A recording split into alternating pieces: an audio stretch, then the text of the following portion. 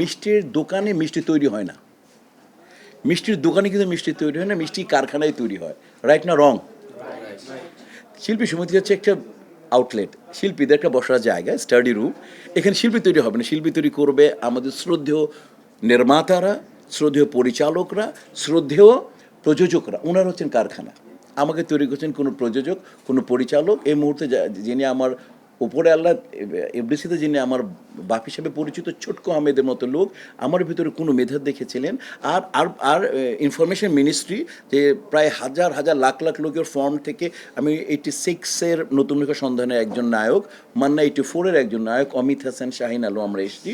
এটা সরকার দেখেছিল বা এই দেশের যারা স্টেক হোল্ডার ছিলেন তারা দেখেছিলেন। কাজেই হচ্ছে দেশকে বানাতে হবে এবং বেসরকারিভাবে আমাদের প্রযোজক পরিচালককে বানাতে হবে। ওনারাই কারখানার মালিক, আর আমরা হচ্ছি মানে দোকানের একটা অংশ।